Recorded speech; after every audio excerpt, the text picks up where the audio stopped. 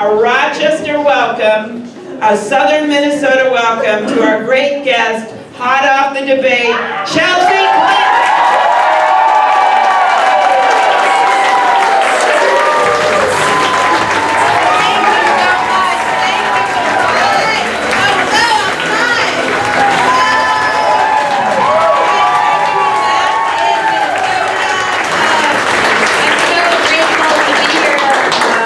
Extraordinary senator, and I want to thank her for her tireless leadership on behalf of all of us. So much of what I care about, she has just been such a strong, stalwart voice for not just Minnesotans, but really for Americans in the Senate. And I'm so thrilled that she is advocating and working so hard in my mom's campaign. And I'm grateful that I learned something new about my mom while I was standing backstage. I didn't know that story about my mom intervening to help a couple of mothers bring their children home from Haiti.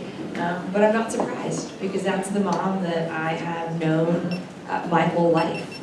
I am so grateful to all the organizers and volunteers who are working so hard here in Minnesota on behalf of my mom, and to elect Democrats up and down the ticket. Oh yeah, you can give the organizers and volunteers.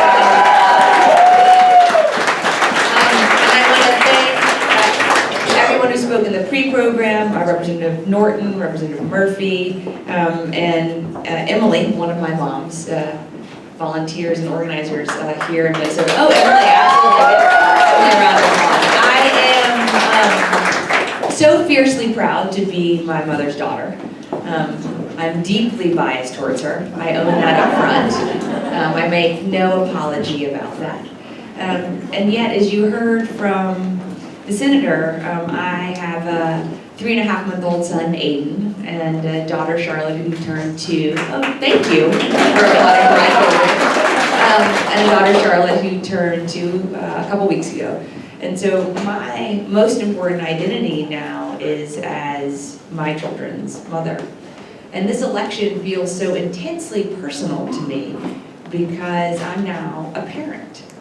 And I didn't know I could care any more about politics until I was blessed to become a parent and found that I could, that everything I had cared about before just has a sharper intensity to it now, because I know that whomever we elect at the local or the state and certainly at the federal level will play such a profound role in shaping the future that my children and the children here, our children, our grandchildren, grow up in.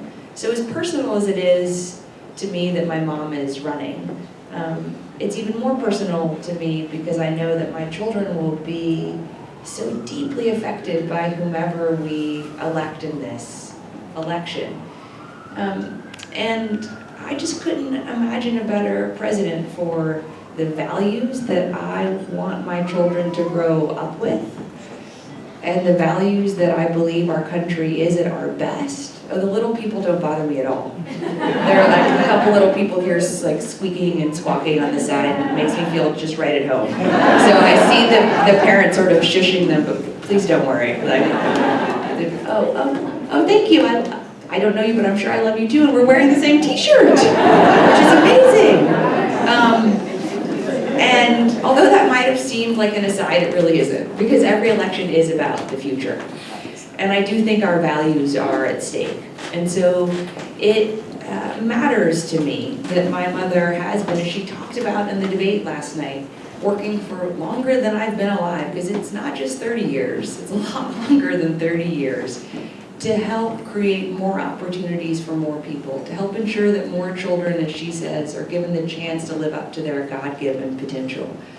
That almost 8.5 million, 8.4 million children in our country have health insurance because of her work. Hundreds of thousands of children have been adopted out of foster care because of work that she did with a man named Tom DeLay. Many of you are younger than I am, so you don't know who that is, but it's pretty fair to think of him as sort of the godfather and grandfather of the Tea Party movement. Not someone you would expect her to find common cause with, but they did find common cause in reforming the foster care system. She led the effort to double federal funding for early Head Start programs and early Head Start parent partnership programs when she was in the Senate. And when she was the First Lady of Arkansas, she brought the first public early childhood program to Arkansas, a program called HIPPY, now in 26 states, that tens of thousands of children have gone through. So I am really proud that she's been working for my entire life, and even longer than I've been alive, to make a positive difference in the lives of women in families for children. Because as you see on the signs and on some of your t-shirts, Stronger Together is not a slogan for my mother. It is a bedrock belief that has motivated her entire adult life. And when I think about this election, there's a lot of focus on rhetoric, because I certainly never thought I would see in my lifetime kind of what we see Donald Trump and the Republicans not defending, because it is indefensible, in terms of the attacks against women, minorities, Muslims, a Gold Star family, Americans with disabilities, as you heard the Senator talk about last week, going after our valiant, brave American women and men in uniform who struggle with PTSD. I mean, I just never thought I would see this in my lifetime. And we have to stand against that rhetoric, but that isn't enough. We also have to fight for the policies that express our values, investing in early childhood education, finishing the work of the Affordable Care Act, making college affordable, finally getting to equal pay for equal work for women and Americans with disabilities. Because the only legalized discrimination that still exists in our country is that it is legal to pay Americans with disabilities less than 1/3 of the federal minimum wage. So when we talk about raising the minimum wage and equal pay for equal work, we all have to be included, because if we're not, then Stronger Together is just a slogan. So words do matter, but it also matters what we are fighting for and standing for in this election, and what my mother, I thought, articulated so beautifully last night in the debate when she was talking about investing in education from preschool all the way through college, when she was talking about finishing the work of the Affordable Care Act, when she was talking about recognizing that climate change is real and needs a real response, and helping make the United States the clean energy superpower of the 21st century. So we need a president